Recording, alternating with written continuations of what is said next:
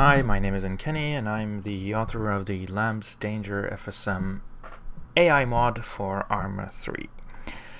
In this video, I'll be showcasing some of the improvements for version 2.0 made by Joko, Devako, and myself. Specifically, we'll be looking at some of the tweaks to the pathfinding and also the decision-making process of the AI. And to do that, I'll be showing you two scenarios, starting with this one here, which I'll run a few times. For those of you who've been following my videos, this might be a familiar setup to you. We have two Blue 4 soldiers here who are just on a simple seek and destroy waypoint towards two Red 4 over here. These guys are not grouped, with one of them standing in the building and the other one standing in the courtyard. It's a really fast sort of scenario. They sometimes start shooting immediately on the get-go, so we'll have to sort of pay attention there. But in any case, it's often useful to sort of walk through some of these things. Actually, before I move on, let's see. One of the things that has been requested is CBA features, and as you can see, we have more debug settings and things like that available now. We'll take a bit closer look on at them shortly. I will also note that this is a work in progress, so there might be some bugs about that we still haven't really squashed, but we'll see how this goes. Live and raw. So, oh yes, there we go. So I'll just go in here and I will, we want the debug, but we don't need the debug draw.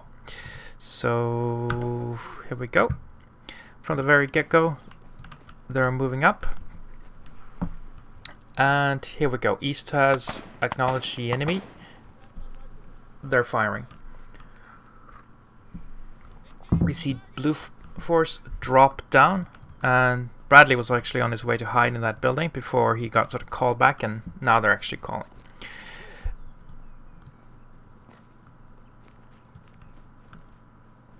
So a lot happening at the same time.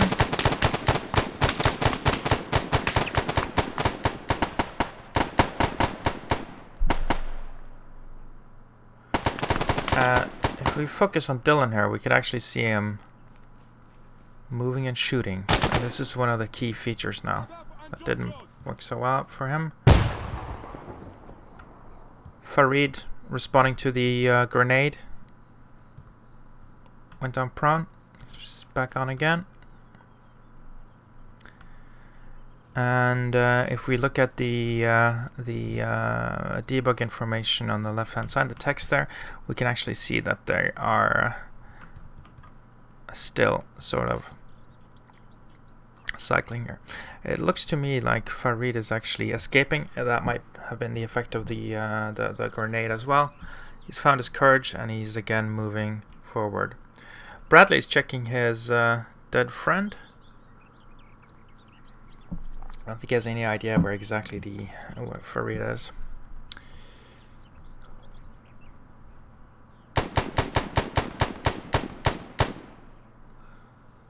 Here we go, weapon up, moving quickly. This is part of the new things.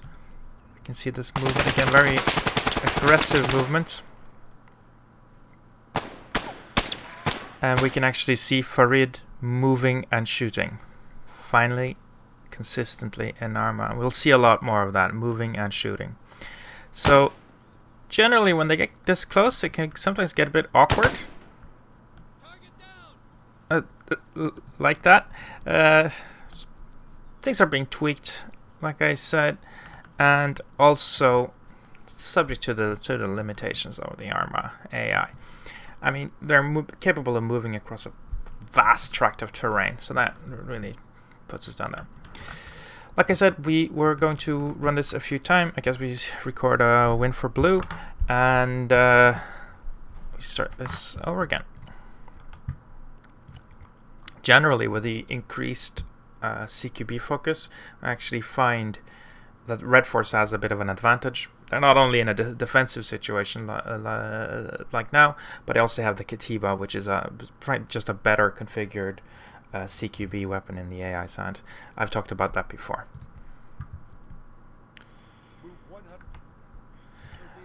Mods being run is the LAMBS Danger.fsm, CBA, and JSRS for sounds. Oh, and internal effects mod. Here we see a more clearly defined reaction. We see them waving. This gives you some pretty decent indication. We have the Defender Alpha putting down fire. Bradley's holding back, it seems.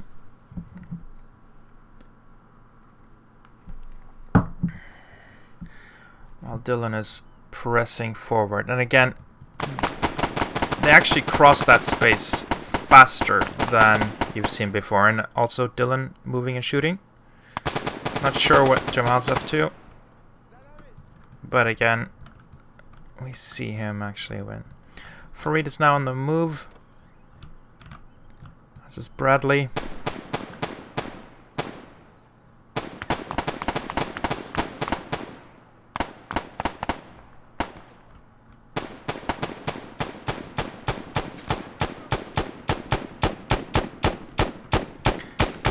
And this is actually the suppression feature.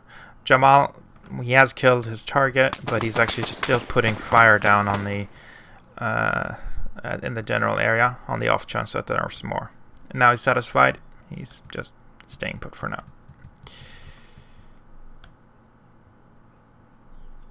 So that's a victory for Red.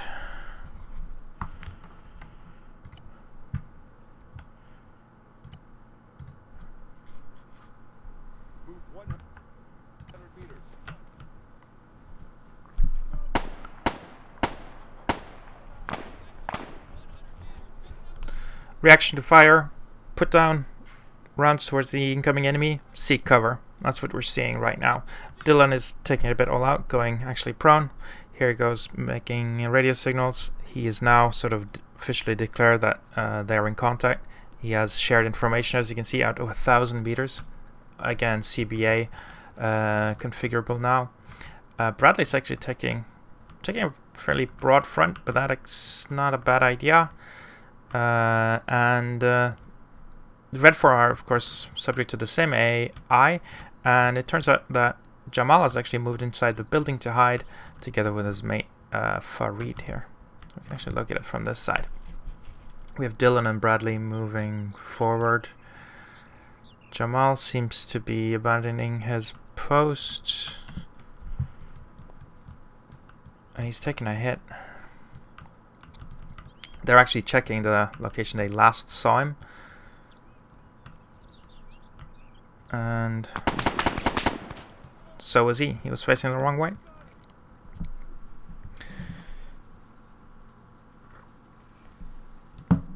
This prompts movement from Farid. He's been spotted.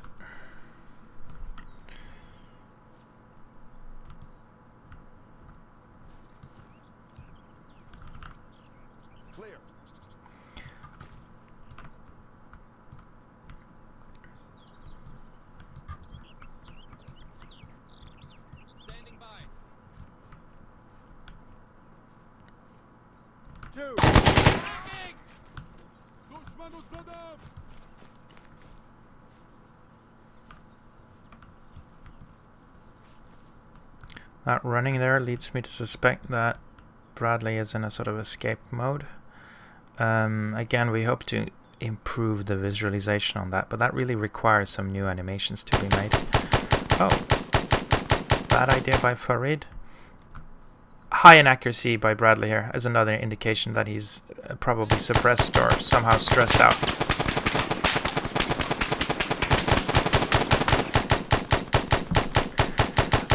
Nothing has been done to the AI accuracy here of their respective weapons. This is actually just running all Arma default stuff. Should give a sort of good inclination of how well, how little laser accuracy they actually exhibit. If I go into my, this is a very sort of default profile, and if I go into my difficulty options, you can actually see there's nothing actually set quite high, reasonable precision and skills and stuff like that by default. So this is just how the game acts on pretty near default settings. In any case, we have another victory for red, and I think we'll run this once more just to give blue 4 a chance to make up for it. Again, reaction phase. You see him throwing hand signals. Defenders putting down fire, then also moving to cover. Yeah. According to the text, Defender Alpha is trying to hide inside the building. That building is a bit awkward, I've found, with the AI, so he's spending a lot of time to actually trying to get in, and now he's been interrupted by Dylan before he actually had time to fix that. Good on him, I guess.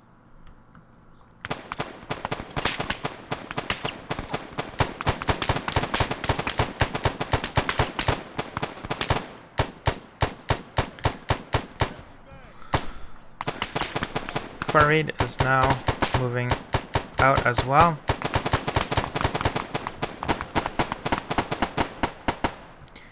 And again we see this sort of movement and shooting behavior.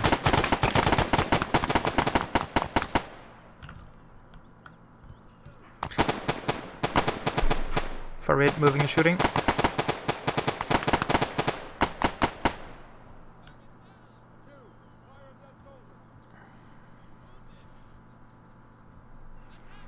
I find that specifically when the AI is trying to turn quickly, he's a bit slow, like we can see with Jamal here. He's probably going to be in a bad place now, but well, there you have it. And I guess that leaves us with a victory for blue. And I think that's fine. Let's see if we can actually demonstrate the movement a bit better. I'll just do this.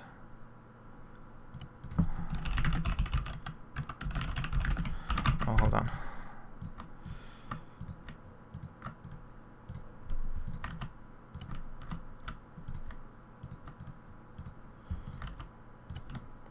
Like so. With them invulnerable, we will probably see more of the movement just very clearly.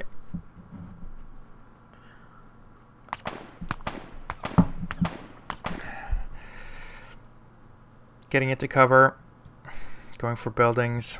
He's probably going for the gas station, or the ruins of the gas station here. He considers this a building with valid positions.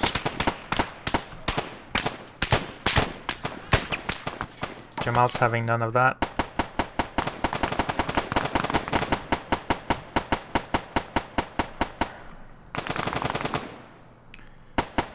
And again, we see from Dylan this sort of moving and shooting.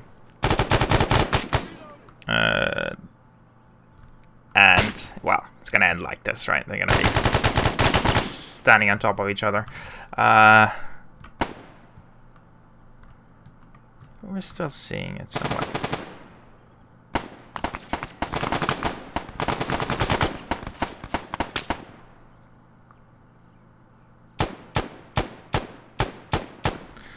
This is interesting. Jamal is actually favoring the guy, not next to him, but the one that was just shooting at him. Again, it's not really all that good for CQB. Here's what it would have been fantastic to have a sort of rifle striking animation or something like that. That would have been great to have. Could really liven up things. But anyway, I'm getting ahead of myself. So this is the scenario we're looking at here. Again, just tweaking the core movement skills, if you will, of the AI. Basically, what has been done is that the AI is now permitted to make longer bounds and will also stay in that sort of bounding phase for a longer time. Still working on finding a perfect sort of configuration. Unfortunately, it doesn't appear to be possible to change that dynamically, that would have been fantastic, just ideal. This is a fair tweak on the basic settings, which appear to have been untouched since Arma 2 days. And of course, the terrain is much more complicated in Arma 3 than it is in Arma 2. So that's just a small look at a familiar scenario. Again, what we saw here was actually they ended up quite equal, which is good. It is a 2-on-2 scenario. Some awkwardness when they're super close to each other. Might do a sort of visual check or something to prevent them abandoning perfectly good positions when they're right on top of each other. Perhaps stuff like that can go in just to get low-level improvements. That's probably going to wait for 2.1, where mostly focused on getting everything done and settled for a 2.0 release. Now we're going to look at a different scenario, which will showcase what this might look like in a longer range firefight, and it also showcases the sort of core leadership functionality here.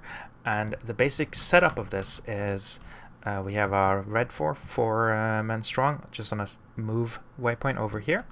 I have the player in this window here. I'll start the scenario, and it basically starts when this guy puts fire down on this fire team. Everybody's set to invulnerable. Again, this is just to showcase movement and leadership settings like that. So with that said and done, let's get to it, and you'll see what I mean. And now the settings have been preset here, so you can actually see some debug information, and I'm gonna look closer at that now. So each of these units has a sort of banner on him, and that tells us what he's doing. This is part of the improved debug interface.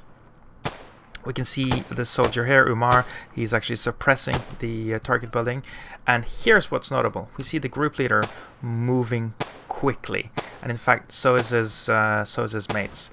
If you've played on a similar scenario, you've probably seen it. The AI in terrain like this will just go prone, stand up, move 2 meters, go prone, stand up, move 2 meters, go prone. And here we have some proper sort of movement taking place. We can see that Ahmed has moved closer. If I check the map, we can see that he's called the leadership action. He has declared contact. He has communicated that to other assets. There are none in this case, and he will quite soon start working on the leadership level. And here we can see danger mode Q, maneuver. He's identified that Blue 4 is inside that building, and he is now will now be instituting that as a tactical action. And in fact, it's already happened. Half his unit is suppressing, like he is himself, and the other half is maneuvering. This goes in cycles. Sort of depends on the weapon they have and weapon used. But we can see that the effect of this is quite good. I'm scared. That's a good thing. There we go. Muted. Hello. So, what are we seeing here? This is the maneuvering effect. Pardon that interruption. He's declared the building. He's now suppressing that building. They know enemy is inside that building. But here's another thing that also comes in. Often we're asked for flanking effects, and like I said, we're not interested in adding more waypoints. But there's also built-in flanking in Arma 3, and what we're seeing the group leader do here is actually just that. He's moving along the bushes and things to get on a side. And this is part of the changes to the core decision making of which path to choose, because we've extended the range of places where you can do paths. He's more likely to do just what we're seeing here. Again, the exact settings are a bit a work in progress.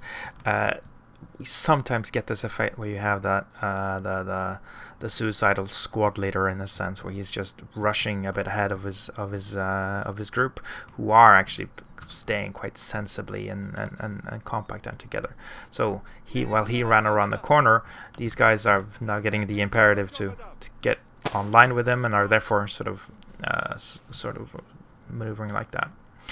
We see from their behavior, this is also part of the debug information, these guys are all in a movement. He's set to suppress but didn't have a line of sight, so he's maneuvering instead.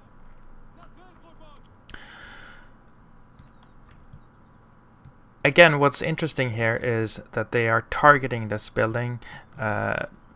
Depending on the situation, you'll see more suppressive fire, even though it's been 3 minutes since this building has been engaged. Once they get close, the maneuvering phase stops, and we can read from the group leader's behavior that he's actually assaulting, as is his closest buddy here. Oh, and we can actually see that this guy's chosen to flank around all the way. So here's another thing. We see them moving in. He actually waited to move in until his buddies came in, but we're probably going to see a bit of awkward movement inside this building, and the reason for that is, well, this comes down to how these buildings are configured. Unfortunately, the AI is not very good inside these buildings, so he's having a trouble actually pathing up here. But generally, in my experiments, they do manage finally. It might also be due to the fact that this guy is still not here. Again, this is a sort of a work in progress. I suspect that Hafiz Ahmed here is actually supposed to be buddied up with Amir. This is why he took that path around, and yeah, that's the reason. This why. So he gets closer, and now we see some more aggressive movements. You see him actually climbing here, slow and steady. Oh, he's actually calling a maneuver. He's not supposed to be able to do that. Again, it's a work in progress. In other tests, I've seen him actually, him or other squad members actually move up. But the point of this demonstration was not only to show this new debug window, but more specifically also to get kind of bugged settings, is it? Well, like I said, we're still working on these settings right here. Oh, it's of course it's a mission setting in this case, because I always run this mission with these things on. Oh well, no worries. I'm gonna cut it off here and leave it at that. So a single burst of fire at the fire team at the airfield. They started putting down counter fire and then actually flanked and moved in. We'll be refining this as we move as we continue to develop the mod, and are actually quite excited for the version 2.0 release.